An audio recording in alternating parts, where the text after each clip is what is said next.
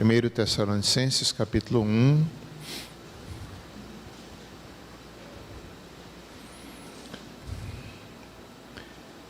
Nós vamos ver nessa noite a igreja dos Tessalonicenses, aprender com ela, como ela nasceu, como ela se tornou uma igreja modelo, uma igreja forte, uma igreja nova, mas uma igreja forte. O apóstolo Paulo, ele fica preocupado com aqueles irmãos, diante das circunstâncias, diante das dificuldades. O apóstolo Paulo foi pioneiro, chegou ali pregando o evangelho na Macedônia, uma das cidades mais importantes da Macedônia, e ele ficava preocupado como estava a fé daqueles irmãos. Será que eles progrediam na fé? Ele designa Timóteo para ir até ali, saber notícias daqueles irmãos. E Timóteo vem, traz excelentes notícias que eles estavam bem, progredindo, de tal forma que aquela igreja era um modelo para toda a Macedônia. Aqui também nós vemos, no capítulo 5, verso 27, quando Paulo, já no finalzinho da carta, ele diz: conjuro-vos pelo Senhor, que esta epístola seja lida a todos os irmãos. A graça do nosso Senhor Jesus seja convosco. Então, essa consciência apostólica, Paulo sabia para quem estava escrevendo, que deveria ser lido na igreja. Nas outras cartas também, muitas vezes, eles tinham essa certeza da revelação escrita que estava recebendo ali como fundamento apostólico. Paulo é dito, que ele recebeu revelações tão grandes que foi-lhe dado um espinho na carne, para que ele não se engrandecesse, diante do privilégio de ser escritor, de ser canal de Deus, instrumento de Deus, inspirado pelo Senhor, para trazer ali o fundamento da doutrina. Então essa igreja, ela nova, mas se tornou um modelo. Em Atos dos Apóstolos, capítulo 17, nós temos muita coisa sobre o nascer dessa igreja. Façamos a leitura do capítulo 1 de 1 Tessalonicenses, versos de 1 a 10. Paulo, Silvano e Timóteo, a igreja dos Tessalonicenses, em Deus Pai e no Senhor Jesus Cristo, graça e paz a vós outros. Damos sempre graças a Deus por todos vós, mencionando-vos em nossas orações e sem cessar, recordando-nos diante do nosso Deus e Pai da operosidade da vossa fé, da abnegação do vosso amor e da firmeza da vossa esperança em nosso Senhor Jesus Cristo, reconhecendo, irmãos amados de Deus, a vossa eleição, porque o vosso evangelho não chegou até vós tão somente em palavras, mas sobretudo em poder, no Espírito Santo, em plena convicção, assim como sabeis ter sido nosso procedimento entre vós e por amor de vós. Com efeito, vos tornastes imitadores nossos e do Senhor, tendo recebido a palavra, posto que em meio de muita tribulação, com a alegria do Espírito Santo, de sorte que vos tornastes o modelo para todos os crentes na Macedônia e na Acaia. Porque de vós repercutiu a palavra do Senhor, não somente na Macedônia e Acaia, mas também por toda parte se divulgou a vossa fé para com Deus, a tal ponto de não termos necessidade de acrescentar coisa alguma, pois eles mesmos, no tocante a nós, proclamam que repercussão teve o nosso ingresso no vosso meio, e como deixando os ídolos, vos convertestes a Deus, para servirdes o Deus vivo e verdadeiro, e para guardardes dos céus o seu Filho, a quem ele ressuscitou dentre os mortos, Jesus, que nos livra da ira vindoura. Então, vejamos a maturidade dessa igreja. Chega ao ponto do próprio apóstolo Paulo dizer que eles não tinham necessidade que Paulo acrescentasse alguma coisa. Tal era a maturidade. Eles são elogiados no amor, na fé, na esperança. A igreja amadurecida, a igreja que esperava a volta de Cristo, a igreja que buscava a santificação, havia amor entre os irmãos. E Paulo chega ao ponto de dizer isso. Vamos meditar um pouco. Essa cidade, hoje, ela é chamada de Saloniche, ou Salônica. É a mais bem povoada cidade, é uma cidade com grande comércio no Oriente, ainda hoje. Tessalônica foi metrópole no passado, metrópole da Macedônia, cerca de 200 mil habitantes. Essa igreja, como nós já conhecemos a história, ela estava nos planos eternos de Deus. Tanto é que Paulo vai falar aqui que era uma igreja eleita. Deus havia escolhido ela, Deus tinha um plano para aquela cidade, não a cidade, mas as pessoas ali. Havia grupos de judeus convertidos e a sua maioria era gentios. Atos vai dizer que eram mulheres piedosas, homens gregos piedosos, toda uma grande multidão se converteu ali quando o apóstolo Paulo chega.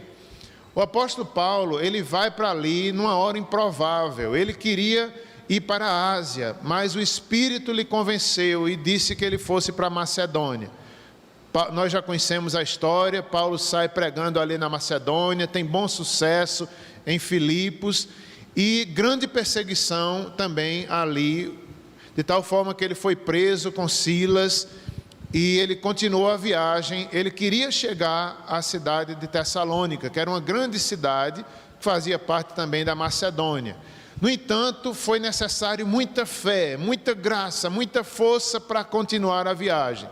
Tessalônica estava à frente, um grande desafio, eles tinham sido presos, perseguidos, e agora tinham que ir adiante para Tessalônica. Eles não se acovardaram. Paulo, Silas, Timóteo chegam ali, pregam na sinagoga, há grande alvoroço na cidade. Dizem assim: aqueles que transtornaram o mundo chegou até nós. Tal era o impacto, a autoridade, a graça de Deus na vida daqueles missionários, que toda a cidade, 200 mil habitantes, foi impactada, e muitas conversões. Inicialmente ali nas sinagogas, e depois proibiram, depois pegaram Jason dos irmãos ali, e começaram a persegui-lo, porque ele tinha dado apoio a esses missionários, e assim levam ele diante das autoridades. Há um momento muito difícil, inclusive Paulo tem que sair ali às pressas daquela cidade, sendo levado até outra cidade, depois de haver pregado vários dias ali. Um dos motivos, assim, que trouxe muita perseguição naquela cidade da Tessalônica, foi porque diziam que Paulo estava pregando sobre um reino diferente, um reino espiritual. Era o reino de Deus, era a conversão daquelas pessoas que seguiriam a Cristo.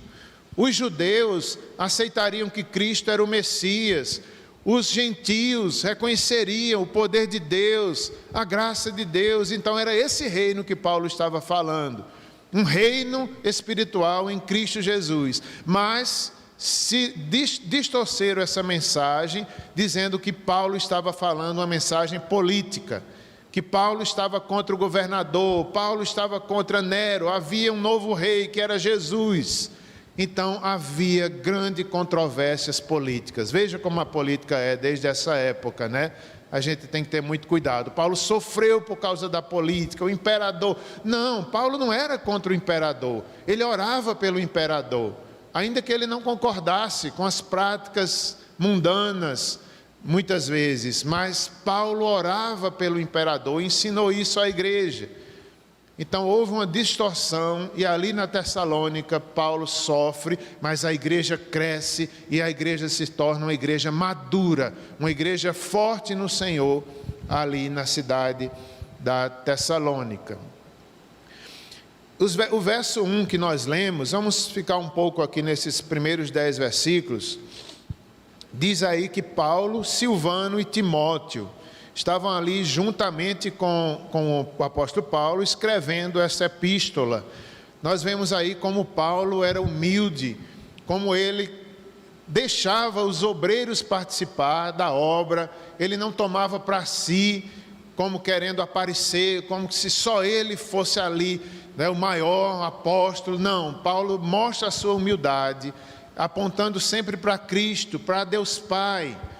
Paulo não aparece, mas ele quer que a glória de Deus apareça. E ele também convida ali Silvano, Silas e Timóteo.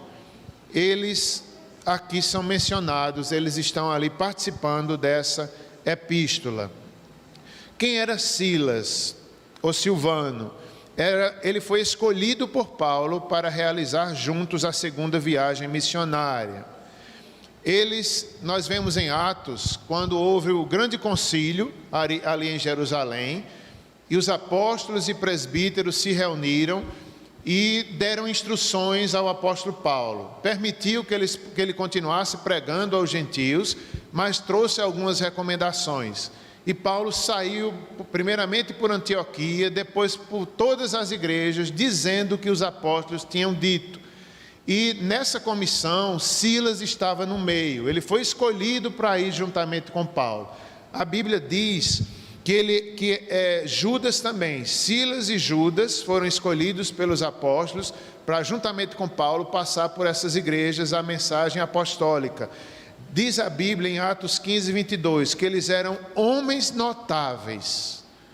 Silas, Judas também, Timóteo também. Aqui se refere apenas a Judas e a Silas, homens notáveis. Receberam essa responsabilidade de, juntamente com Paulo, passar a mensagem apostólica em cada igreja. Eles foram escolhidos pelos apóstolos, presbíteros de Jerusalém, e toda a igreja também participou. Vejam que eram homens conhecidos na igreja pelo testemunho, pela piedade.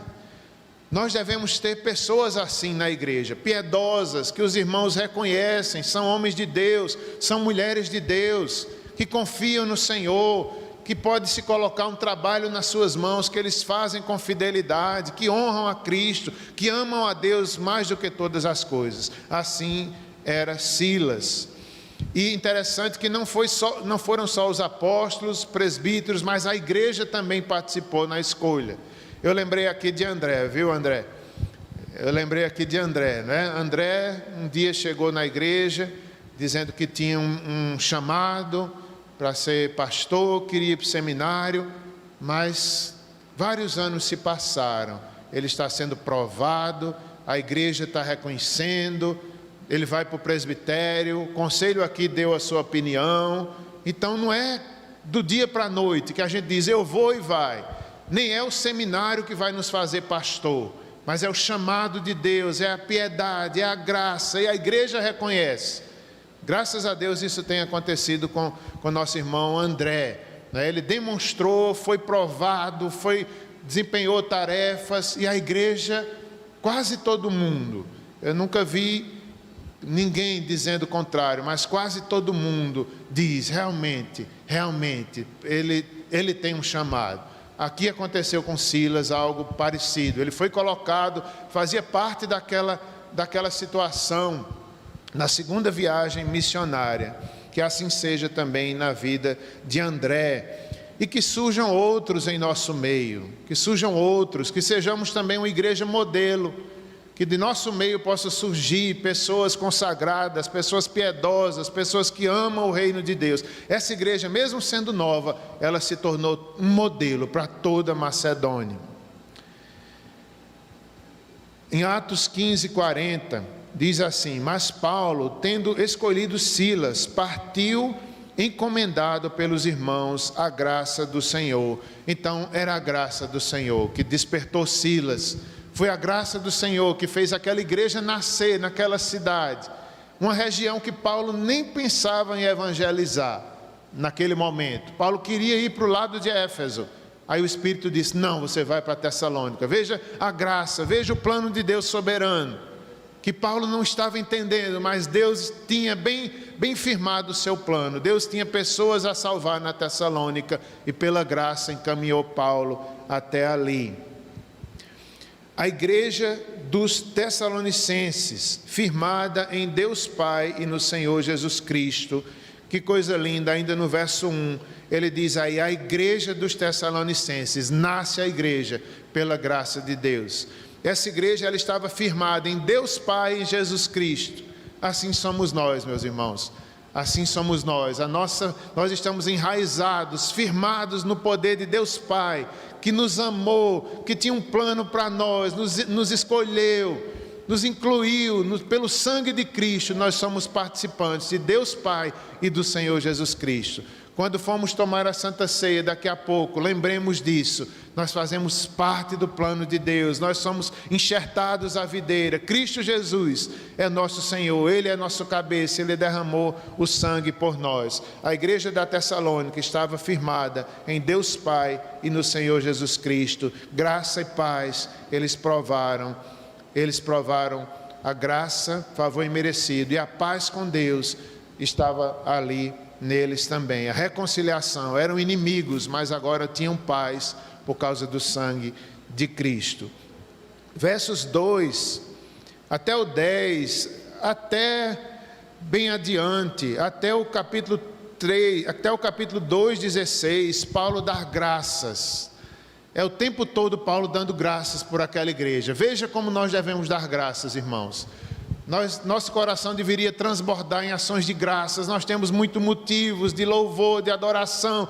Grandes são as promessas de Deus para a sua igreja por toda a eternidade. A Santa Ceia nos diz isso, até que Ele venha, um dia Ele virá. Nós temos grande esperança. Nós deveríamos agradecer, como Paulo fazia, ações de graças por aquela igreja. Ações de graças pelos missionários que foram fiéis. Ações de graças porque os tessalonicenses foram fiéis, mesmo em meio a tribulações. Aqueles irmãos, eles passaram por grande prova no início. Os patrícios, os cidadãos daquela cidade eram contra eles, perseguiam a igreja, como tinham perseguido Paulo, como tinham perseguido Jerusalém. Os tessalonicenses também sofreram por causa do evangelho e foram fiéis. E Paulo dá graças a Deus por isso, porque eles não desistiram, eles progrediram no evangelho. Aquela igreja também Paulo recomenda. Paulo diz a forma que os missionários se comportaram ali, forma honrosa.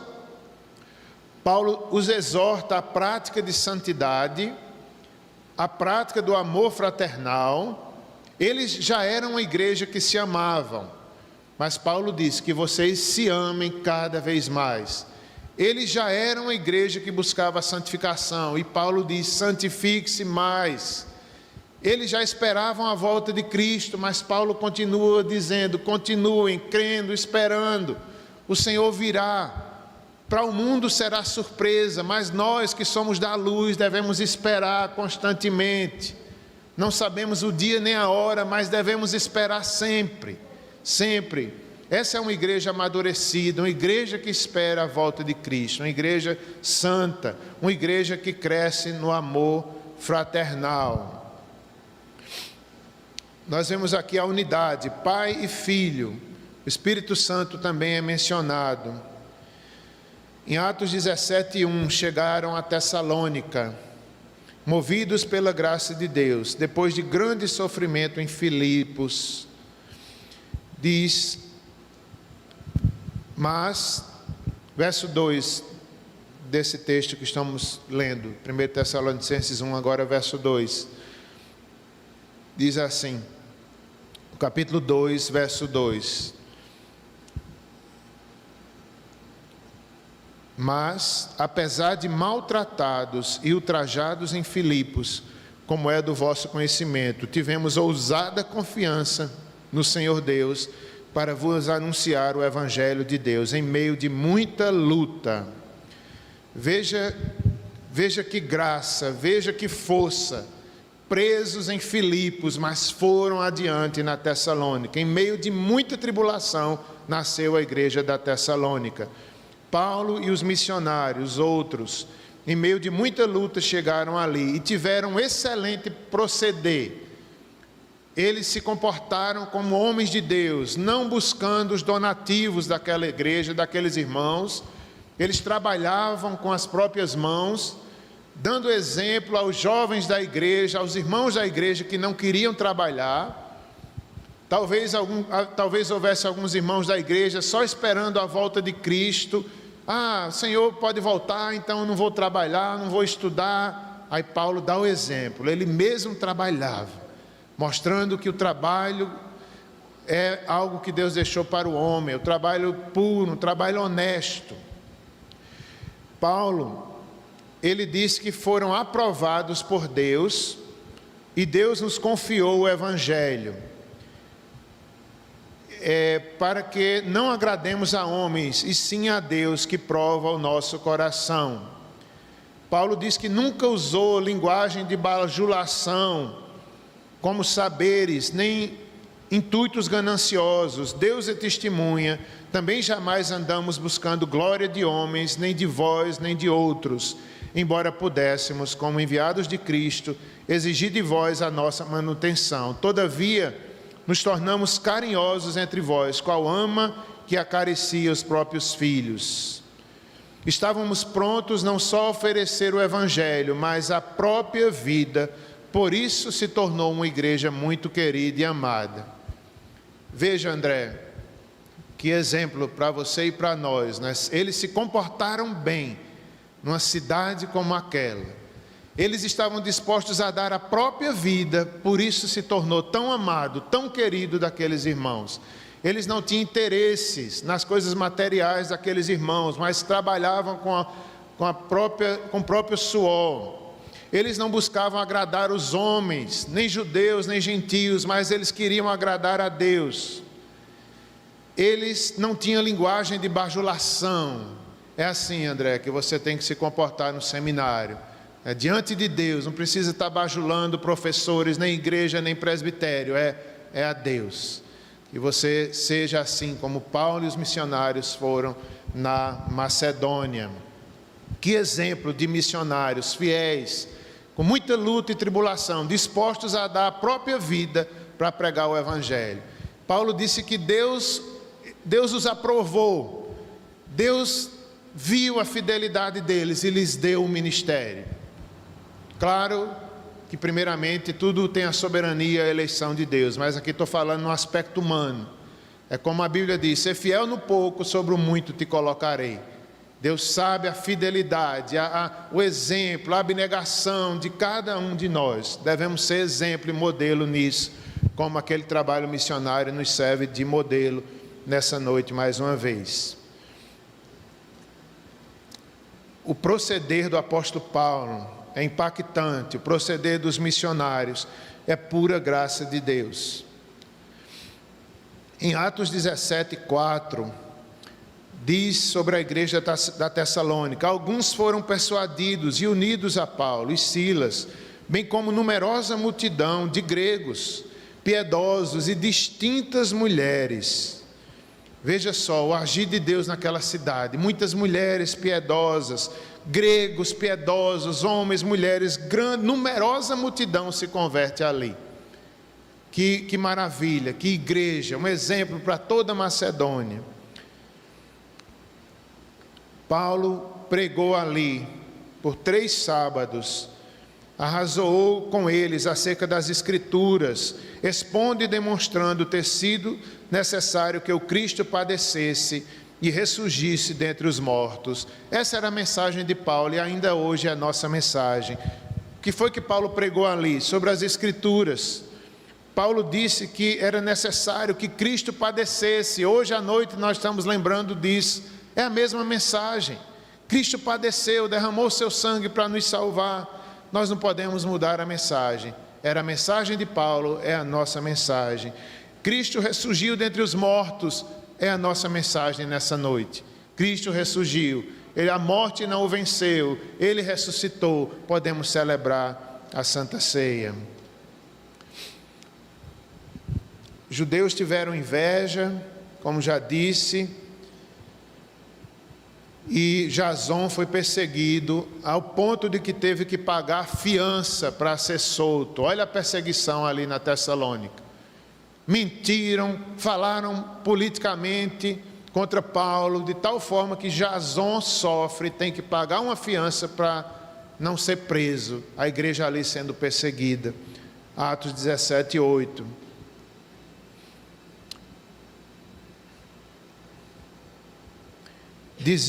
distorciam a mensagem, dizendo que Paulo tinha feito oposição ao governo de Roma. Mas Paulo dá graças pela eleição demonstrada pela fé e o amor, a esperança, porque foram fiéis em meio às tribulações e receberam a palavra, não como palavra de homens, mas como palavra de Deus. Capítulo 2, verso 13. Continuando, meus irmãos, capítulo 1, verso 2, disse Paulo: damos sempre graças a Deus por vós, mencionando-vos em nossas orações e sem cessar. Como é importante a gratidão, ações de graças. Você dá graças pela igreja de Deus. Paulo aqui nos ensina a agradecer. Paulo agradecia por aquele trabalho, pela salvação de vidas, por uma igreja amadurecida. Ainda hoje eu estava em Pedra d'Água, lá na escola dominical, e eu disse lá: como eu sou grato a Deus pela igreja na minha vida. Aí eu contei para eles, eu não vou contar aqui para vocês, vocês já sabem, mas toda a minha história, na igreja, aos 8 anos, na igreja presbiteriana, na adolescência, a saída da igreja, quando Deus me trouxe de volta, os irmãos que receberam, como eu aprendi, quanto carinho. Até hoje tenho irmãos que considero pais e mães que cuidaram de mim, que me apoiaram na ida ao seminário e tantos outros momentos da vida. Ai de mim se não fosse a igreja de Cristo. Então Paulo dá graças pela igreja, por essa igreja aqui. Será que nós damos graças? Eu dou graças por essa igreja, por cada um de vocês. Eu lembro-me quando eu estava terminando o seminário, durante todo o seminário eu orei: Senhor, me leva a uma igreja que o Senhor queira que eu esteja. Eu ficava naquela dúvida: será que eu vou ser pastor ou será que eu vou ser missionário? E Deus me direcionou para aqui, onde eu acredito que eu posso ser pastor numa igreja missionária. De tal forma que eu digo: graças a Deus, Senhor. O Senhor me direcionou até o dia que o Senhor quiser. A nossa intenção como igreja é crescer na visão missionária, como essa igreja que era uma igreja missionária, recebeu bem os missionários, que nós possamos crescer, não é? Hoje pastor Érico está lá, ali em Lagoa de Roça, a obra missionária está crescendo lá. Em Esperança estão construindo o templo. Então esse é o nosso foco, não é viver aqui, dentro só da nossa comunidade. Queremos ser exemplo para o mundo, pregar o Evangelho. Vocês, atuantes, aonde vocês estejam, ali no trabalho, esse concurso que vai ter aí da prefeitura, a gente está orando. Senhor, que passe pessoas que vão glorificar o Teu nome na nossa região. A igreja no seu trabalho, a igreja missionária, a igreja que faz concurso, a igreja que estuda para a glória de Deus, a igreja que trabalha como Paulo trabalhou e vive o Evangelho nos mais distintos lugares da cidade. Paulo dá graças por aquela igreja, mencionando em nossas orações sem cessar. Devemos dar graças sem cessar, orar sem cessar, recordando-nos diante do nosso Deus e Pai da operosidade da vossa fé, da abnegação do vosso amor e da firmeza da vossa esperança em nosso Senhor Jesus Cristo. Então, Paulo aqui vai falar também da eleição, verso 4, reconhecendo, irmãos amados de Deus, a vossa eleição. É como se Paulo estivesse dizendo: eu dou graças a Deus porque vocês foram eleitos antes desse mundo existir, e a prova disso é que vocês reconheceram a voz de Deus no Evangelho. A prova disso é que vocês têm uma fé operosa, vocês têm um amor abnegado e também uma firmeza na esperança. É a prova da vossa eleição. Não adianta ser eleito e não ter uma fé operante. Não adianta dizer eu creio na soberania e não ter amor constrangido, e não ter uma esperança no coração. Se não temos essas 3 marcas, para que falar de eleição?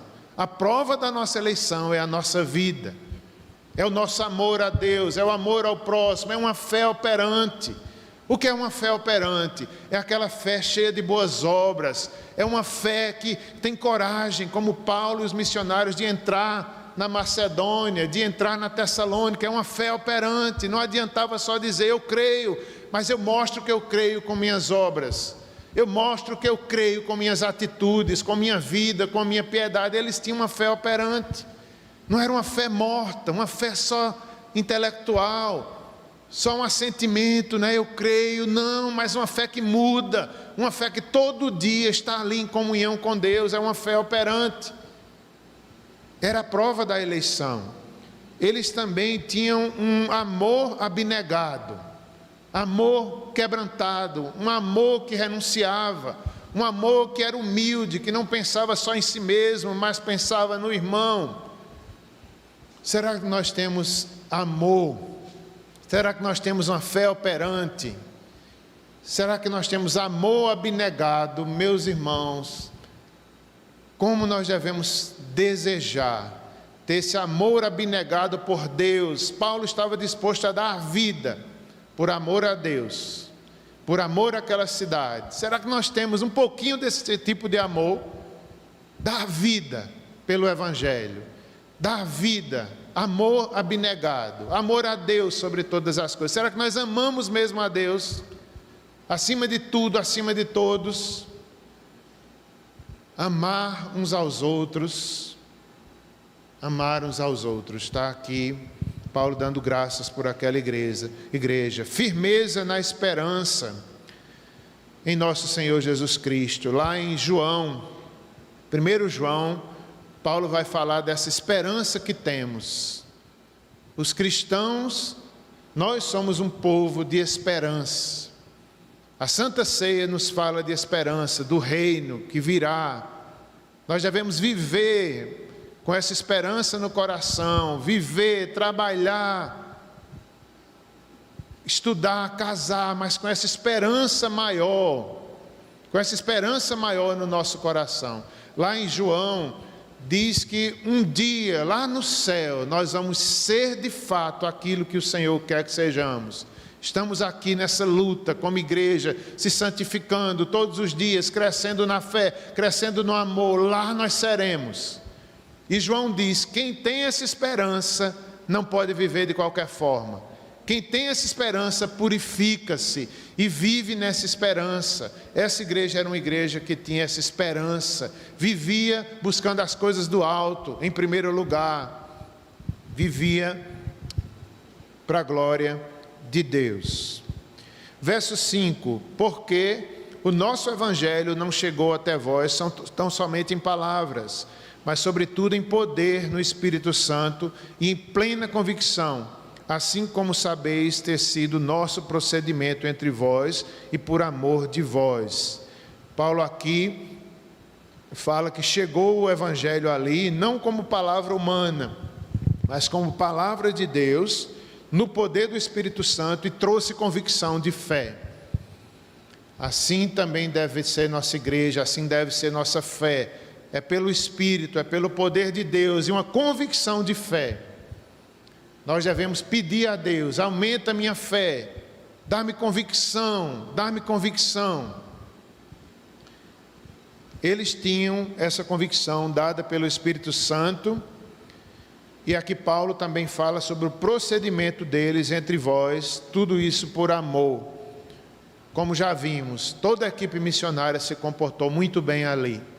É um exemplo para nós também. Verso 6. Com efeito, vos tornastes imitadores nossos e do Senhor, tendo recebido a palavra, posto que em meio de muita tribulação, com a alegria do Espírito Santo, de sorte que vos tornastes o modelo para todos os crentes da Macedônia e da Acaia. Então, Paulo fala aqui, sedes imitadores nossos e do Senhor. Aquela igreja está aqui chamada a imitar Paulo, a imitar o Senhor, para que eles se tornem cada vez mais um modelo para todos os crentes da Macedônia e da Acaia. Nós deveríamos imitar, o apóstolo Paulo, imitar Cristo, imitar essa igreja. O apóstolo Paulo é um exemplo para nós. Na carta que ele escreveu, a última carta a Timóteo, que exemplo de vida. Ele viveu a vida inteira, depois da conversão, na fé, no amor, na evangelização, de tal forma que ele sabia que ia morrer e não estava preocupado com isso. Ele estava confiante que o tempo da sua morte estava próximo, e ele não via a morte com desespero, mas ele via a morte como lucro. Ele viu a própria morte como oferta de libação, de ações de graças. A morte dele, ele comparou com aquelas ofertas do Antigo Testamento, onde um animal era sacrificado ao Senhor e era derramado sobre eles o vinho, e havia um perfume ali. Então, era essa ideia, né? Um perfume agradável. Paulo via a morte dessa forma. Que a minha morte seja uma adoração a Deus, uma oferta agradável ao Senhor, que nós possamos imitar a fé, a vida e até mesmo a forma que Paulo morreu. Viveu, combateu o bom combate, guardou a fé até o fim na dependência de Deus.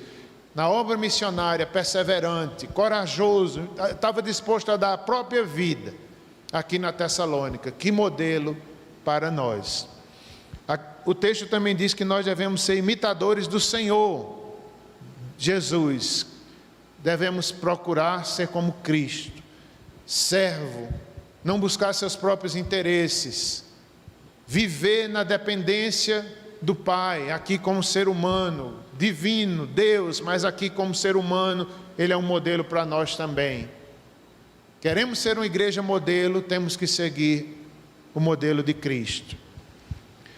Eles receberam a palavra no meio de muita tribulação, mas tiveram grande alegria no Espírito Santo. Como é que pode, irmãos? Grande tribulação e grande alegria, só Deus. Grande tribulação e grande alegria. Para Deus é possível. Para uma igreja madura, eles podem passar pelas tribulações, mas com a alegria do Espírito Santo. Tende alegria quando passardes por várias provações, sabendo que depois da provação o Senhor nos aperfeiçoará, nos firmará e nos fortalecerá. Eles se tornaram, no versículo 7, modelo para todos os crentes da Macedônia e da Acaia. E eu fiquei pensando, irmãos, será que nós podemos ser uma igreja modelo? É muito grande esse desafio, não é? Para nós. A Igreja Presbiteriana do Catolé é um modelo. É muito alto esse alvo. Mas a gente deve ter esse modelo. A gente não pode colocar por baixo. Não, tá bom, de qualquer jeito, tá bom. Não, pode ser até que a gente nem consiga, mas a gente deve querer ser um modelo. Nós devemos querer ser modelo, né? De crianças instruídas na palavra, com professores fiéis, que ensinam, se dedicam à instrução das crianças, pais que são dedicados aos seus filhos, que fazem cultos domésticos, que criam seus filhos na demonstração, na disciplina do Senhor. Devemos querer ser assim. Não podemos baixar o nosso padrão, ainda que não consigamos. Espero que consigamos. Jovens, adolescentes que amem, que vivam, que entendam a fé, que saibam o que é viver, o que é ser cristão, que amem o reino de Deus mais do que as próprias vidas, que planejem, que sonhem, mas tudo na dependência de Deus, para a glória de Deus Pai, para a glória de Cristo. É o sentido da vida. A vida não é só isso que nós vemos aqui, é uma esperança maior. Nós devemos querer ter jovens assim, adolescentes assim, casais assim, homens liderando a sua família com o modelo de Cristo, com humildade, com amor sacrificial. Mulheres submissas, mas que não são oprimidas, que têm voz, que sabem se colocar de forma humilde, que sabem cumprir o seu papel, seja onde for, na família, no trabalho, com submissão, com maturidade, submissas a Cristo. Que possamos ser modelo, que possamos ser modelo. Mulheres, homens solteiros, que também honram a Deus, glorificam, são bem-vindos também.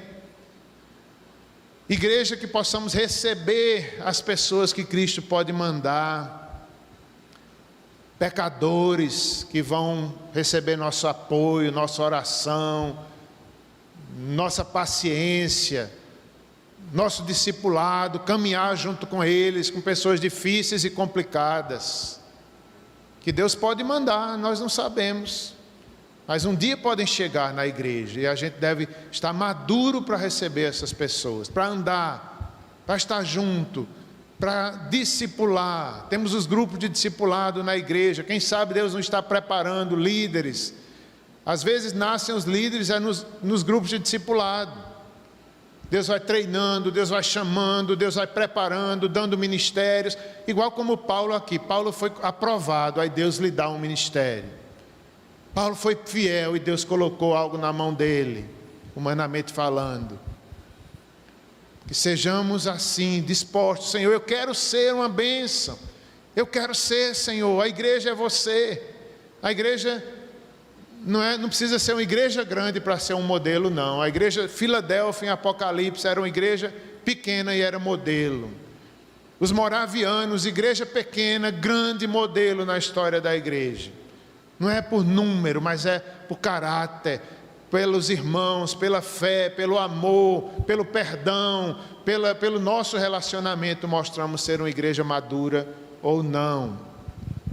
Modelo para todos os crentes da Macedônia e da Acaia, versos 7 e 8, porque de vós repercutiu a palavra do Senhor, não só na Macedônia e Acaia, mas também por toda parte se divulgou da vossa fé para com Deus, a tal ponto de não termos necessidade de acrescentar alguma coisa. Verso 9, pois eles mesmos, no tocante a nós, proclamam que repercussão teve o nosso ingresso no vosso meio, e como deixando os ídolos, vos convertestes a Deus, para servirdes o Deus vivo e verdadeiro, e para aguardardes do céu o seu Filho, a quem Ele ressuscitou dentre os mortos, Jesus, que nos livra da ira vindoura. Finalizo assim, meus irmãos, com essa palavra. Eles deixaram os ídolos e se converteram ao Deus vivo, para servir o Deus vivo e verdadeiro. Nós devemos ter essa consciência. Nós deixamos os ídolos para servir o Deus vivo, o único. Não há outro, Deus de Israel, Deus que tirou o seu povo do Egito, não há outro. A Ele servir, Ele é o mesmo Deus nosso. Deixamos os ídolos, não queremos ídolos nenhum. Nós devemos lutar contra os ídolos, qualquer que sejam, do nosso coração, ídolos internos, ídolos externos. Nosso interesse é com Deus vivo. E vivemos para servi-lo, servindo o Deus vivo. E em último lugar, Paulo fala aqui, aguardando do céu o seu Filho, a quem Ele ressuscitou dentre os mortos, o Deus vivo ressuscitou Jesus, que nos livra da ira vindoura. Ali na cruz, Cristo nos livrou da ira vindoura. A ira por causa do pecado já não está mais sobre nós. As maldições que eram nossas, Cristo tomou sobre si. A ira de Deus por causa dos pecados não é mais nossa, Cristo tomou sobre si. Nós devemos esperar o grande dia, a volta de Cristo, o dia mais feliz da igreja. Nós devemos viver como quem sabe o que é isso, quem sabe o que é o Evangelho. Não é proibido fazer planos, não é proibido viver essa vida buscando as coisas desse mundo. Viva, mas viva para a glória de Deus.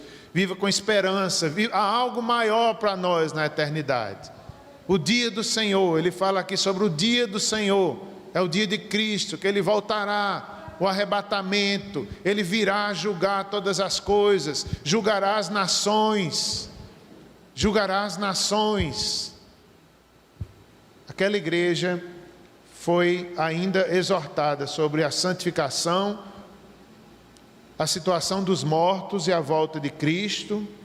Eles não deveriam ser ignorantes a respeito da morte. A morte não é o fim, mas Cristo venceu a morte, Ele ressuscitou, e assim o Senhor virá nos buscar. Vamos fazer mais uma oração e depois a Santa Ceia. Oremos ao Senhor. Vamos pedir a Deus: Senhor, faz de nós um modelo de cristãos. O Senhor nos tirou dos ídolos para o Deus vivo. Nós queremos te servir com toda força, com todo vigor, como Paulo fez, de forma despretensiosa, não buscando o louvor dos homens, não buscando com ganância nada humano, mas ele vivia com intensidade, como modelo, não temendo nada, porque ele sabia que Cristo ressuscitou. Ajuda-nos, Senhor. Isso é tão alto para nós, é um modelo tão alto, mas nós queremos ser assim. Essa igreja, Senhor, da Tessalônica é um padrão tão alto, mas nós queremos, ó Pai, não podemos querer algo menor. Queremos crescer no amor, queremos crescer na fé operante. Queremos, Senhor, crescer na esperança em Cristo Jesus. Faz isso conosco, faz isso conosco. Só o Teu Espírito, só o Teu poder, só a Tua graça maravilhosa. Faz isso com cada um de nós, Senhor. Abençoa-nos, nos entregamos a Ti, perdoa nossos pecados, nos prepara para a Santa Ceia, recebe ações de graças, louvor. Quão grande é a Tua obra, quão grande é o Teu plano eterno, quão grande é o Teu amor por nós, pelos da Tessalônica foi, Senhor. Ainda hoje existe essa cidade, o Senhor continua a amá-los, salva pessoas, ainda hoje, naquele povo. Tem misericórdia. Abençoa-nos, abençoa Campina Grande, a igreja de Campina Grande. Tem misericórdia de nós, fortalece a Tua igreja, fortalece-nos pela Santa Ceia, fortalece-nos pelo Teu Espírito. Em nome de Jesus, amém. Vamos tomar